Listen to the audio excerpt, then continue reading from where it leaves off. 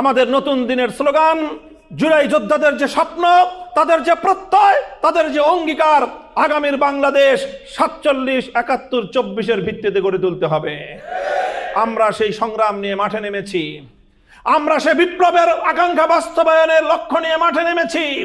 বাংলাদেশের প্রতিটি মানুষের দুয়ারে দুয়ারে আমরা যাব, তাদেরকে আমরা সোচ্চার করব, তাদেরকে আমরা সজাগ করে তুলব, তাদেরকে বলবো, দেখো নতুন ডাকাত এসে তোমাদের অধিকার, তোমাদের গণরায়ের অধিকার কেড়ে নেওয়ার চেষ্টা করছে। ইনশাআল্লাহ এদেশের মানুষ তাদের সম্মান, আত্মমর্যাদা রক্ষা করার জন্য পশ্চিম পাকিস্তানিদের বিরুদ্ধে মুক্তিযুদ্ধের হাতিয়ার তুলে নিতে কুণ্ঠিত হয়নি। তারা দোর্দণ্ড প্রতাপশালী, তারা ভারতীয় আধিপত্যবাদের সেবাদাসী, কৃতদাসী শেখ হাসিনার বিরুদ্ধে বুক পেতে আবু সাঈদের মতো বুলেটের মুখে দাঁড়িয়ে যেতে তারা কার্পণ্য করেনি। সে জাতির অধিকার, সে জাতির ভোটাধিকার, সে জাতির সম্মান, সে জাতির মর্যাদা কেড়ে নেওয়ার দুঃসাহস যদি কেউ দেখায়, ইতিহাসের আস্থা করে নিক্ষিপ্ত হবে, ভিন্ন কোনো পরিণাম হওয়ার সুযোগ নাই। আসসালামু আলাইকুম ওয়া রাহমাতুল্লাহ। আলহামদুলিল্লাহি ওয়া কাফা ওয়া সালামুন আলা ইবাদিহিল্লাযীনা ইসতাফা, আম্মা বা'দ। আউযু বিল্লাহি মিনাশ শাইতানির রাজীম। বিসমিল্লাহির রাহমানির রাহিম। وعد الله الذين آمنوا منكم وعملوا الصالحات ليستخلفنهم في الأرض صدق الله العظيم। বাংলাদেশ খেলাফত মজলিস কুষ্টিয়া জেলা শাখার উদ্যোগে আয়োজিত গণভোটের গণরায় বাস্তবায়নের দাবিতে আজকের এই নাগরিক সমাবেশে উপস্থিত সম্মানিত সভাপতি, মঞ্চে উপস্থিত রয়েছেন বাংলাদেশ খেলাফত মজলিসের কেন্দ্রীয় দায়িত্বশীল বৃন্দ, সহযোগী ভ্রাতৃপ্রতিম সংগঠন সমূহের দায়িত্বশীল এবং বিভিন্ন পর্যায়ের নেতৃবৃন্দ, ওলামায়ে কেরাম, কুষ্টিয়া জেলার বিভিন্ন অঞ্চল থেকে, প্রত্যন্ত অঞ্চল থেকে সমবেত আমার প্রাণপ্রিয় নেতাকর্মী ও দায়িত্বশীল ভাইয়েরা, সর্বস্তরের কুষ্টিয়া এলাকাবাসী, আমি সর্বপ্রথম আপনাদের কৃতজ্ঞতা জ্ঞাপন করছি। বিশেষ করে জুলাই বিপ্লব এবং জুলাই আন্দোলনের সাথে সম্পৃক্ত ব্যক্তিবর্গ, জুলাই শহীদ পরিবার এবং যারা বিগত ফ্যাসিবাদী আমলে শাপলা চত্বর থেকে শুরু করে বিভিন্ন আন্দোলন সংগ্রামে ত্যাগ স্বীকার করেছেন, জীবন দিয়েছেন, সেই সকল বীর শহীদানদের এবং তাদের পরিবার পরিজন সকলের প্রতি সম্মান, শ্রদ্ধা, ভালোবাসা প্রদর্শন করছি। আল্লাহ রাব্বুল আলামিন সকল শহীদানদের শাহাদাতকে কবুল করুন এবং তাদের শাহাদাতের বিনিময়ে বাংলার এই পবিত্র মাটিকে সকল জুলুম, শোষণ, অন্যায়, অবিচার থেকে মুক্ত করে সত্যিকার মানবতা, ইনসাফের চিরন্তন ব্যবস্থা, ইসলামকে আল্লাহ পাক এই জমিনে বিজয়ী আদর্শ হিসেবে প্রতিষ্ঠিত করে দিন। সম্মানিত উপস্থিতি, আমরা এই গণভোটের রায় বাস্তবায়নের দাবি নিয়ে দেশব্যাপী বাংলাদেশ খেলাফত মজলিসের পক্ষ থেকে নাগরিক সমাবেশের কর্মসূচি ঘোষণা করেছি। সেই কর্মসূচির অংশ হিসেবে দেশের বিভিন্ন জেলায় জেলায় এমনকি আরও তৃণমূল পর্যায় পর্যন্ত আমরা এই বার্তা নিয়ে জনগণের কাছে যাচ্ছি, জনগণের কাছে আমরা আমাদের কথাগুলো তুলে ধরছি। কারণ এটি একটি খুব গুরুত্বপূর্ণ এবং ইতিহাসের বাঁক বদলকারী মুহূর্ত, যেটি বছরে বছরে কিংবা দশকে দশকে, যুগে যুগে ঘটে না, বরং শতাব্দীকাল পরে এই ধরনের কোনো একটি উপলক্ষ তৈরি হয়। বাংলাদেশে 2024-এর জুলাই বিপ্লব এমন একটি ঐতিহাসিক ঘটনা, যেটিকে শুধু 24 সাল অথবা জুলাই মাস দিয়ে কোনো একটা টাইম ফ্রেমওয়ার্কের মধ্যে এটাকে বন্দি করে রাখা সম্ভব নয়। কালোত্তীর্ণ এক ঐতিহাসিক ঘটনা বাংলাদেশের 24-এর জুলাই বিপ্লব। এজন্য আমরা লক্ষ্য করি জুলাই বিপ্লবের সূচনাতেই এই ঘটনা সময় এবং কালকে অতিক্রম করে গিয়েছে। এই জন্য এই বিপ্লবের প্রতীকী তারিখ হলো 36শে জুলাই। 36শে জুলাই একটা আইকনিক শব্দ, এটা একটা আইকনিক শিরোনাম। কোনো মাস 36 দিনের হয় না, মাস হয় সর্বোচ্চ 31 দিনের। 28 দিন, 29 দিন, 30 দিন এবং 31, এই হলো মাসের সার্বিক হিসাব। কিন্তু 2024 সালের জুলাই মাসটা 36 তারিখ পর্যন্ত প্রলম্বিত হয়েছে, যার কারণে আমরা 36 জুলাই বলি। অর্থাৎ জুলাই বিপ্লব সূচনা লগ্নেই সে তার সময়ের সীমাবদ্ধতাকে অতিক্রম করে গিয়েছিল এবং সেই জুলাই বিপ্লবের চেতনাটাকে আজ আমরা 2026 সালে এসে বাংলাদেশের আমাদের ভবিষ্যৎ বিনির্মাণের জন্যে আগামী প্রজন্মের চিন্তা চেতনা, বাংলাদেশের স্বাধীনতা এবং হাজার বছরের রাজনৈতিক ইতিহাস, ধর্মীয় সংস্কৃতিকে রক্ষা করার একটা সংগ্রাম হিসাবে আমরা এই জুলাই বিপ্লবকে ধারণ করছি। জুলাই বিপ্লবের এই যে এক ঐতিহাসিক এবং ঐতিহ্যগত এর যে মাহাত্ম্য, এর যে তাৎপর্য, সেটাকে আজকে ধারণ করা দরকার আমাদের। প্রিয় কুষ্টিয়াবাসী, অনেক লম্বা কথা বলার সুযোগ আমাদের নেই। জুলাই বিপ্লব থেকে নিয়ে শুরু করে 2026-এর 12ই ফেব্রুয়ারি একটি গণভোট অনুষ্ঠিত হয়েছে। 2024 সালের 36শে জুলাই তথা 5ই আগস্ট বিপ্লব হলো, 2026 সালের 12ই ফেব্রুয়ারি এসে একটি গণভোট অনুষ্ঠিত হলো। 24 জুলাই বিপ্লব থেকে 26-এর গণভোট পর্যন্ত একটা পরম্পরা রয়েছে, একটা ধারাবাহিকতা আছে। সেই ধারাবাহিকতাটা আমাদের সর্বপ্রথম উপলব্ধি করা দরকার যে 24 জুলাই বিপ্লবের সাথে 26-এর গণভোটের কি সম্পর্ক। 24 জুলাই বিপ্লব কেন হয়েছিল? আমি আমার ক্ষুদ্র বিবেচনায় আমি মনে করি 24 জুলাই বিপ্লবের পিছনে 3টি মৌলিক চেতনা এবং উদ্দেশ্য ক্রিয়াশীল ছিল। তার মধ্যে প্রথম ছিল বাংলাদেশ থেকে ফ্যাসিবাদকে উৎখাত করা।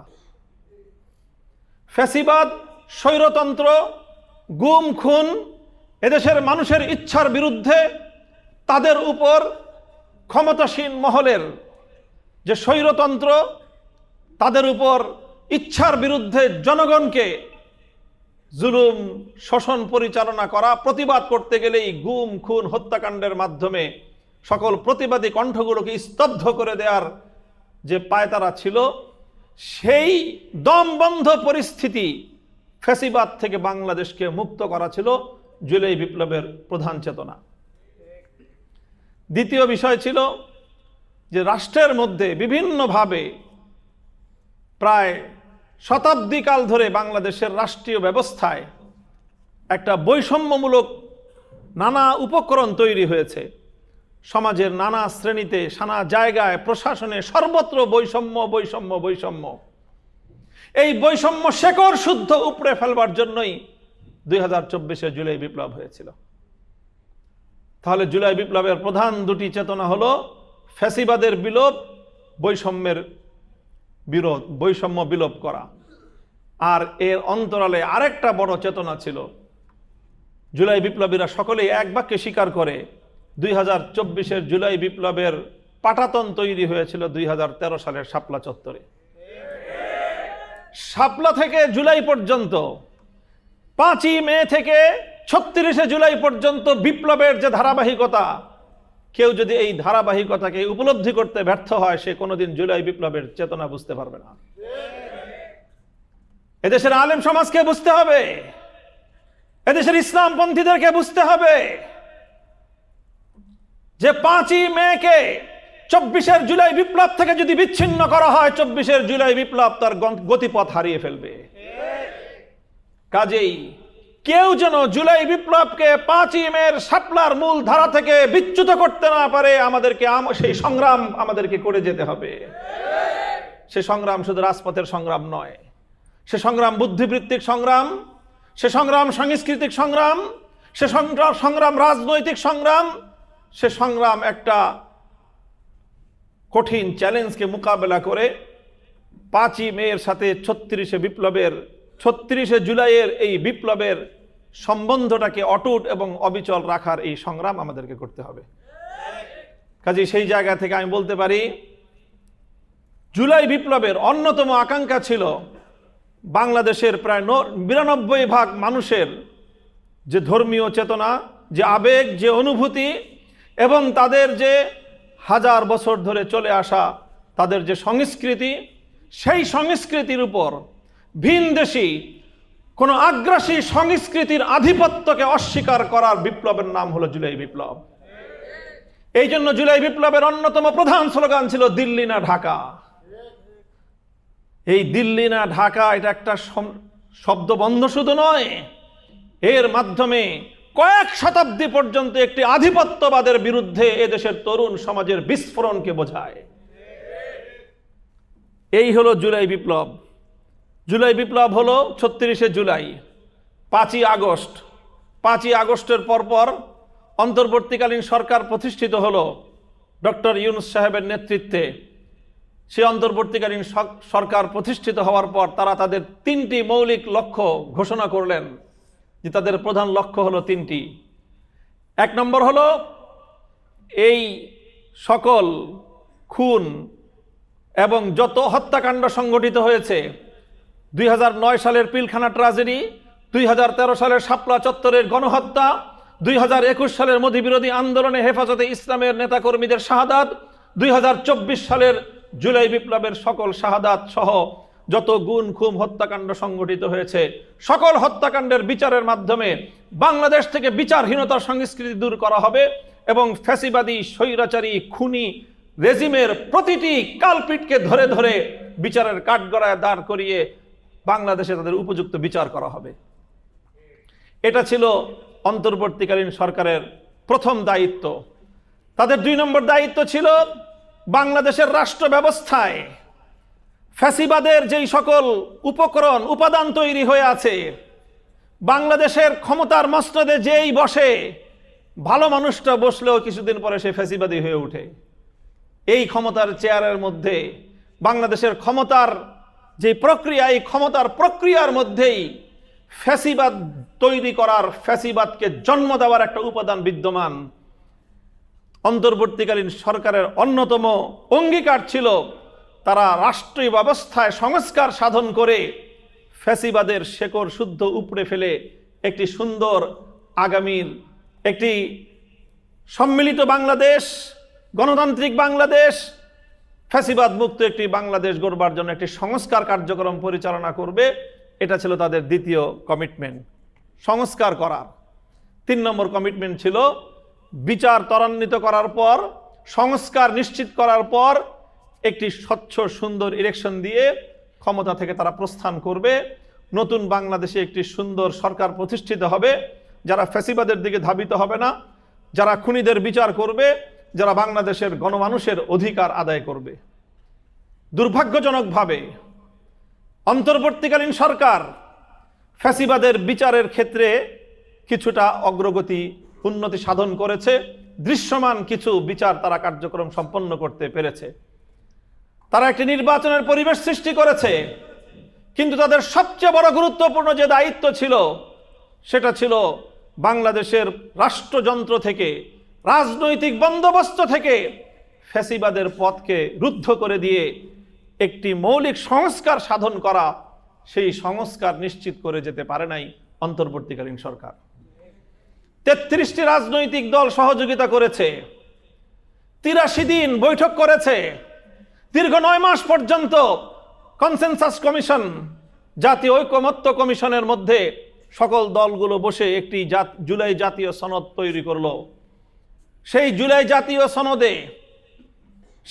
জাতীয় সনদে ফ্যাসিবাদের পথ বন্ধ করার জন্য, বৈষম্য বিলোপ করার জন্য অনেকগুলো কমিশন রিপোর্ট তৈরি করলো। সেই রিপোর্টের ভিত্তিতে 33টি রাজনৈতিক দল 83টি বৈঠকে বসে ঐক্যমত্য পোষণ করে একটি সনদ প্রণয়ন করলো।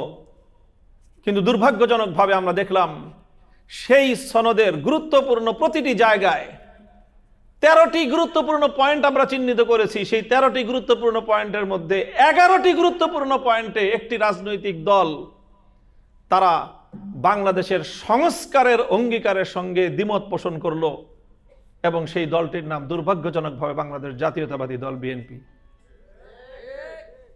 আজকে বিএনপির বিরুদ্ধে আমাদেরকে কথা বলতে হয়, প্রতিবাদ করতে হয়, সমালোচনা করতে হয়, বিষয়গুলো আমাদের কাছে খুব ভালো লাগে না।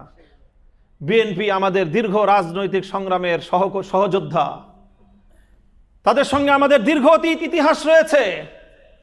এই বাংলাদেশ থেকে বাকশালী শাসন ব্যবস্থার বিরুদ্ধে, এই বাংলাদেশ থেকে ফ্যাসিবাদের বিরুদ্ধে মোকাবেলা করতে রাজপথে আমরা হাতে হাত রেখে লড়াই করেছি। কারাগারের অন্ধকার প্রকোষ্ঠগুলোতে আমরা গলাগলি করে বছরের পর বছর আমরা দিন গুজরান করেছি। আজ সেই বিএনপির বিরুদ্ধে আমাদেরকে মুখ খুলতে হচ্ছে, কারণ জুলাই বিপ্লবী প্রায় ১.৫ সহস্র বাংলার দামাল সন্তান রক্ত দিল যেই সংস্কারের জন্য, বাংলাদেশে একটি আমূল পরিবর্তনের জন্য। আজ ৩০,০০০-এর মতো যুদ্ধাহত জুলাই যোদ্ধা, যারা বিভিন্ন হাসপাতালে আজও পর্যন্ত বিছানায় শুয়ে ছটফট করে। কেউ চিরতরে পঙ্গুত্ব বরণ করেছে, কেউ চিরদিনের জন্য অন্ধ হয়ে গিয়েছে, তার চোখের দৃষ্টিশক্তি হারিয়ে ফেলেছে। ৩০ সহস্রাধিক যুদ্ধাহত জুলাই যোদ্ধা, ১.৫ সহস্রের মতো বাংলার দামাল বীর যোদ্ধা সন্তান শহীদ। এত কান্না, এত অশ্রু, এত জীবনের বিনিময়ে যে বিপ্লব প্রতিষ্ঠিত হলো, সেই বিপ্লবের আকাঙ্ক্ষা এবং অভিপ্রায় বিএনপির দুয়ারে গিয়ে আজকে প্রত্যাখ্যাত হয়ে ফিরে আসছে। তারা বাংলাদেশের রাজনীতিতে, বাংলাদেশের প্রশাসনে, বাংলাদেশের রাজনৈতিক বন্দোবস্তে তারা আমূল কোনো সংস্কার করতে চায় না। এই জন্য ঐক্যমত্য কমিশনের গুরুত্বপূর্ণ ১৩টি মৌলিক পয়েন্টের মধ্যে ১১টির সাথে বিএনপি নোট অফ ডিসেন্ট প্রদান করে তাদের পথ তারা বিপ্লবীদের থেকে বিচ্ছিন্ন করে নিয়েছে।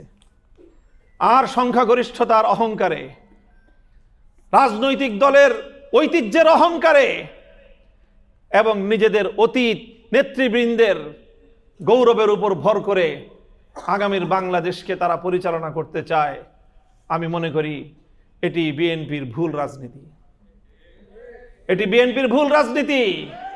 বিএনপি যদি এই ভুল না শোধরায়, তাহলে বিএনপিকে এর জন্য চড়া মাসুল গুনতে হবে। আর দুর্ভাগ্য হলো, শুধু বিএনপিকে এই মাসুল গুনতে হবে তা নয়, সেই মাসুল আমাদেরকেও গুনতে হবে। বিএনপি ভুল করে অতীতে আমরা দেখেছি, ভুল করে বিএনপি একা, আর তার জন্য সাফার হতে হয় আমাদের সকলের। তাই আমরা বিএনপিকে সতর্ক করছি যেন এই ভুলগুলো তারা না করে। এই তারপরে জুলাই জাতীয় সনদ তৈরি হলো। সেই জুলাই জাতীয় সনদ স্বাক্ষরিত হবে যখন স্বাক্ষরিত হবে এবং সেই স্বাক্ষরের মাধ্যমে, গণভোটের মাধ্যমে জুলাই সনদ বাস্তবায়নের যে রূপরেখা তৈরি হলো, দুর্ভাগ্যজনকভাবে একটা প্রতারণামূলক ঘটনা সেখানে ঘটে গেল এবং এর চেয়েও বড় দুঃখজনকভাবে সেই প্রতারণার সাথে বিএনপি জড়িয়ে পড়ল। বিএনপি এবং অন্তর্বর্তীকালীন সরকারের কিছু অসাধু লোক মিলে ৩২টি রাজনৈতিক দলকে অন্ধকারে রেখে জুলাই জাতীয় সনদের মধ্যে তারা নিজেদের পক্ষ থেকে একটি নোট অন্তর্ভুক্ত করে দিল। সেই নোটটা কি? সেই নোটটা হলো, যেই দল, প্রতিটি রাজনৈতিক দল নির্বাচনী ইশতেহার ঘোষণার মাধ্যমে জুলাই জাতীয় সনদকে বাইপাস করে সে তার দলীয় নির্বাচনী ইশতেহারের মাধ্যমে, ইশতেহারের আলোকে সে জুলাই সনদ বাস্তবায়ন করতে পারবে। এই এক কথার মাধ্যমে গোটা জুলাই সনদকে উপেক্ষা করা হয়েছে এবং জুলাই সনদের তাৎপর্যকে ভাসিয়ে দেওয়া হয়েছে জলে। এই কথাটা আপনারা অ্যানালাইসিস করবেন। আমি যে এই কথাটা বললাম, যে একটা ধারা অন্তর্ভুক্ত করেছে এবং সেই ধারাটা প্রতারণামূলকভাবে অন্তর্ভুক্ত করেছে। আমাদের সাথে অঙ্গীকার করা হয়েছে জুলাই সনদ এভাবে স্বাক্ষরিত হবে। প্রতিটি রাজনৈতিক দলের কাছে এক ধরনের জুলাই সনদ পেশ করা হয়েছে, প্রদান করা হয়েছে। আমরা সবাই সেই জুলাই সনদ পড়ে আমাদের প্রতিনিধিবর্গ গিয়েছিলেন সংসদের, জাতীয় সংসদ ভবনের দক্ষিণ প্লাজায় স্বাক্ষর করার জন্য। সেখানে স্বাক্ষর করা হলো। পরবর্তীতে দেখা গেল আমাদের সকলের অজান্তে আমাদেরকে দেয়া হয়েছে এক কপি, অথচ বিএনপি আর অন্তর্বর্তীকালীন সরকারের কিছু ধাপ্পাবাজ কিছু নেতৃবৃন্দ মিলে সেই সনদের মধ্যে নতুন আরেকটি ধারা সংযুক্ত করে তারপরে জালিয়াতিপূর্ণভাবে সেখানে স্বাক্ষর গ্রহণ করা হয়েছে। বাংলাদেশের ইতিহাসে জুলাই বিপ্লবকে এবং জুলাই জাতীয় সনদকে কলঙ্কিত করার জন্য এই ঘটনা ইতিহাসের মধ্যে কালো দাগে লিপিবদ্ধ থাকবে। এরপরে আসলো জুলাই সনদ স্বাক্ষরিত হওয়ার পর এই জুলাই সনদের আইনি ভিত্তি কিভাবে কার্যকর হবে, তখন সব দল ঐক্যবদ্ধ হলো। আমরা জানি জাতীয় নাগরিক পার্টি এনসিপি, যারা প্রধানত জুলাই বিপ্লবের সময় ফ্রন্ট লাইনে থেকে নেতৃত্ব দিয়েছে, তাদের দাবি ছিল যে একটি গণপরিষদ গঠন করতে হবে। গণপরিষদ গঠন করে নতুনভাবে সংবিধান লিখতে হবে, পুনর্লিখন করতে হবে। বিএনপি কোনোভাবেই সংবিধান পুনর্লেখন তো দূরের কথা, বাংলাদেশের রাজনীতিতে আমূল কোনো সংস্কারের পক্ষে বিএনপি থাকতে চায় না। বিএনপি চায় সেই আবার বিএনপি এবং আওয়ামী লীগের দ্বিদলীয় পুরানো ধারায় বাংলাদেশকে ফিরিয়ে নিয়ে যেতে। কারণ তারা মনে করে এতেই তাদের সুবিধা, একবার আওয়ামী লীগ একবার বিএনপি, একবার আওয়ামী লীগ একবার বিএনপি, দুই ভাই মিলে ভাগ বাটোয়ারা করে বাংলাদেশ খাবে। কিন্তু জুলাই বিপ্লব পরবর্তী বাংলাদেশে আজকে আমরা তাদেরকে কথা বলে দিতে চাই, সেই পুরনো ধারা থেকে যদি বেরিয়ে আসতে না পারেন, তাহলে আওয়ামী লীগ গেছে যেই পথে, আপনাদেরও ভিন্ন কোনো গন্তব্য হওয়ার কারণ নাই। সেখান থেকে বেরিয়ে আসতে হবে। ভাগবাটোয়ারার দিন শেষ। তরুণ প্রজন্মকে বাংলাদেশে তাদের রাজনৈতিক অধিকার বুঝিয়ে দিতে হবে। জুলাই বিপ্লবের আকাঙ্ক্ষা বাস্তবায়ন করতে হবে। শহীদদের স্বপ্ন পূরণ করতে হবে। যুদ্ধাহত জুলাই যোদ্ধাদের ত্যাগ এবং কোরবানির বিনিময়ে নতুন বাংলাদেশ বিনির্মাণ করতে হবে।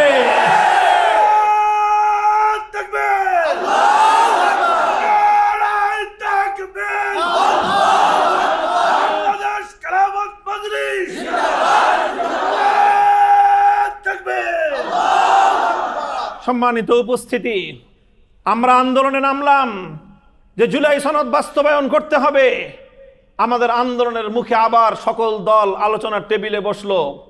বিএনপি আসলো, এনসিপি আসলো, আমরা গেলাম, জামাতে ইসলাম, ইসলামী আন্দোলন বাংলাদেশ, সবগুলো রাজনৈতিক দল মিলে তারপরে তাদের সকলের মধ্যে একটা ঐক্যমত হলো এনসিপির গণপরিষদের দাবি থেকে এনসিপিও একটু ছাড় দিল।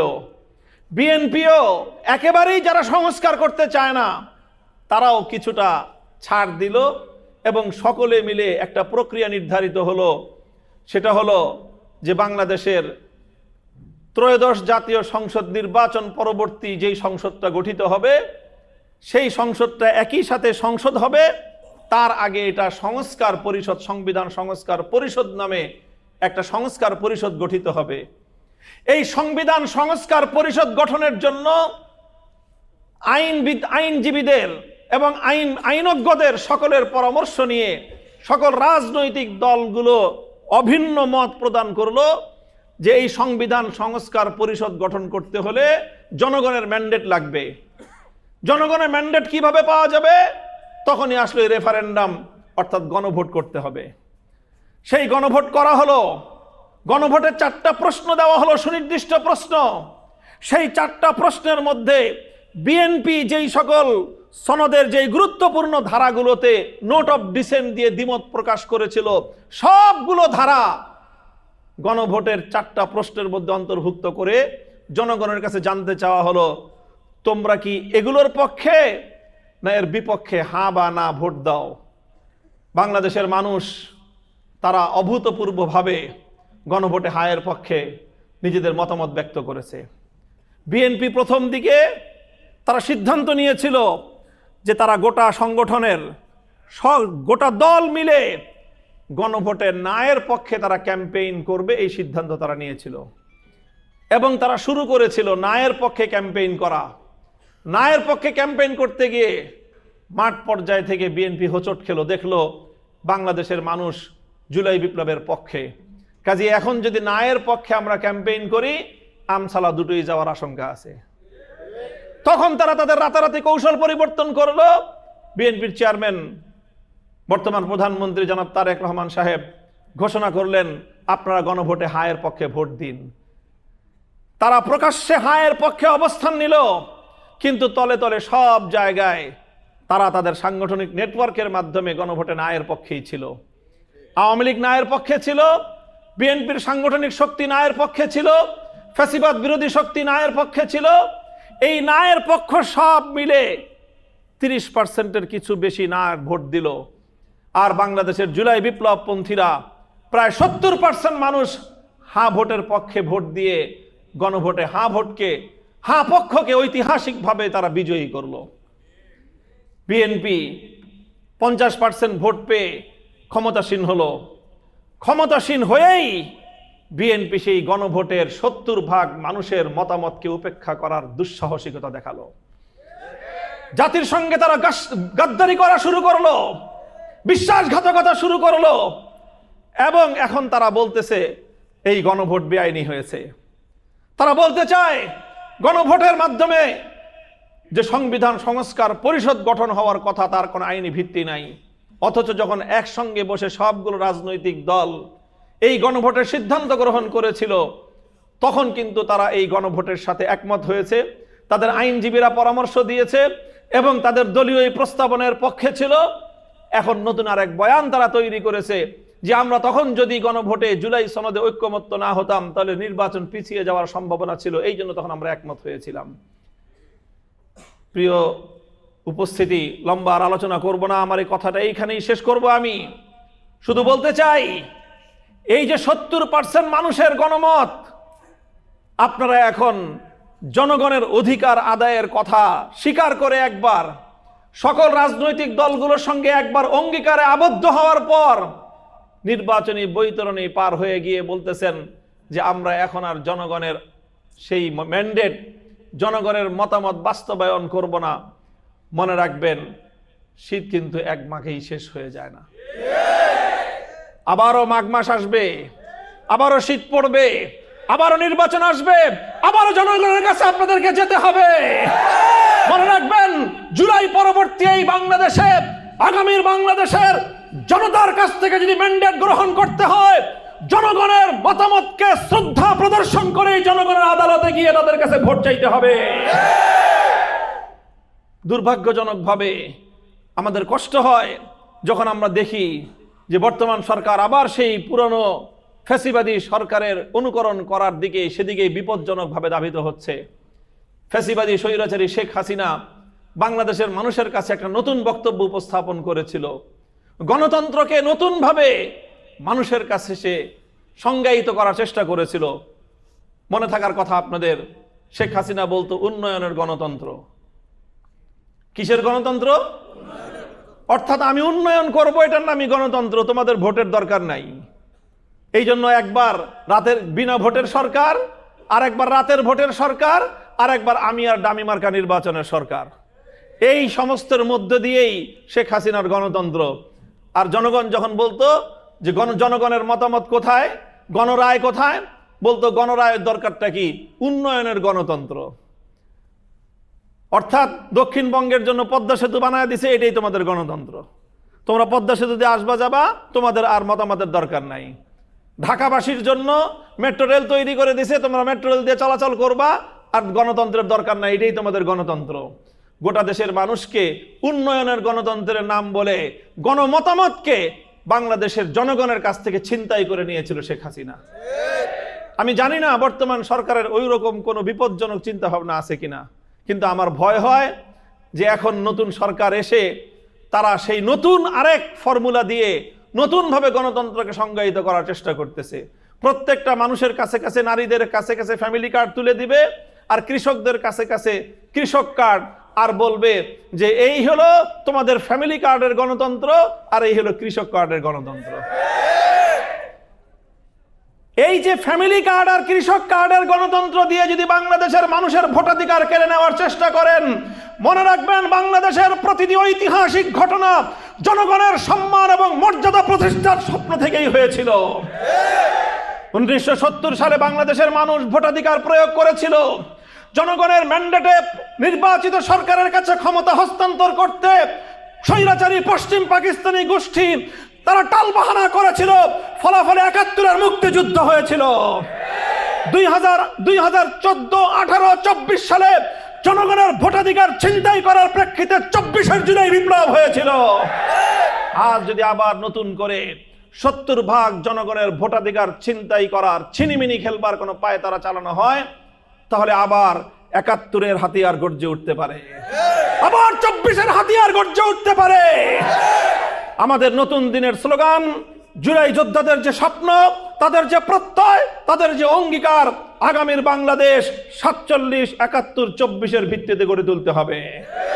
আমরা সেই সংগ্রাম নিয়ে মাঠে নেমেছি। আমরা সে বিপ্লবের আকাঙ্ক্ষা বাস্তবায়নের লক্ষ্য নিয়ে মাঠে নেমেছি। বাংলাদেশের প্রতিটি মানুষের দুয়ারে দুয়ারে আমরা যাব, তাদেরকে আমরা সোচ্চার করব, তাদেরকে আমরা সজাগ করে তুলব, তাদেরকে বলবো, দেখো নতুন ডাকাত এসে তোমাদের অধিকার, তোমাদের গণরায়ের অধিকার কেড়ে নেওয়ার চেষ্টা করছে। ইনশাআল্লাহ এদেশের মানুষ তাদের সম্মান, আত্মমর্যাদা রক্ষা করার জন্য পশ্চিম পাকিস্তানিদের বিরুদ্ধে মুক্তিযুদ্ধের হাতিয়ার তুলে নিতে কুণ্ঠিত হয়নি। তারা দোর্দণ্ড প্রতাপশালী, তারা ভারতীয় আধিপত্যবাদের সেবাদাসী, কৃতদাসী শেখ হাসিনার বিরুদ্ধে বুক পেতে আবু সাঈদের মতো বুলেটের মুখে দাঁড়িয়ে যেতে তারা কার্পণ্য করেনি। সে জাতির অধিকার, সে জাতির ভোটাধিকার, সে জাতির সম্মান, সে জাতির মর্যাদা কেড়ে নেওয়ার দুঃসাহস যদি কেউ দেখায়, ইতিহাসের আস্থা করে নিক্ষিপ্ত হবে, ভিন্ন কোনো পরিণাম হওয়ার সুযোগ নাই। প্রিয় সংগ্রামী সাথী ও বন্ধুগণ, কাজেই গণভোটের এই গণরায় বাস্তবায়ন সহ বাংলাদেশের মানুষের অধিকার আদায়, জুলাই বিপ্লবের স্বপ্ন পূরণ, জুলাইয়ের চেতনার বাস্তবায়ন, 47, 71 এবং 24 চেতনার ভিত্তিতে আগামীর বাংলাদেশ গড়বার যে সংগ্রাম আমরা শুরু করেছি, ইনশাআল্লাহ মঞ্জিল পর্যন্ত পৌঁছে নতুন বন্দোবস্ত কায়েম করে, নতুন বাংলাদেশের বুনিয়াদ কায়েম করে আমাদের এই সংগ্রাম থামবে ইনশাআল্লাহ। আপনাদেরকে সেই সংগ্রামের রাজপথে আন্দোলন, সংগ্রাম এবং প্রতিটি পদে পদে আপনাদের সকলকে সশ্রদ্ধ সালাম জানাই এবং সেখানে অংশগ্রহণ করা উদাত্ত আহ্বান জানিয়ে নতুন বাংলাদেশ বিনির্মাণের প্রত্যয় ঘোষণা করে বক্তব্য শেষ করছি। ওয়া আখিরু দাওয়ানা আলহামদুলিল্লাহি রাব্বিল আলামিন। আসসালামু আলাইকুম ওয়া রাহমাতুল্লাহ। সুবহানাল্লাহি ওয়া বিহামদিহি, সুবহানাকাল্লাহুম্মা বিহামদিক, আশহাদু আল্লা ইলাহা ইল্লা আনতা, আস্তাগফিরুকা ওয়া আতুবু ইলাইক। ইয়া হাইয়্যু ইয়া কাইয়্যুম বিরহমাতিকা নাস্তাগীস, আসলিহ লানা শা'নানা কুল্লাহ ওয়া লা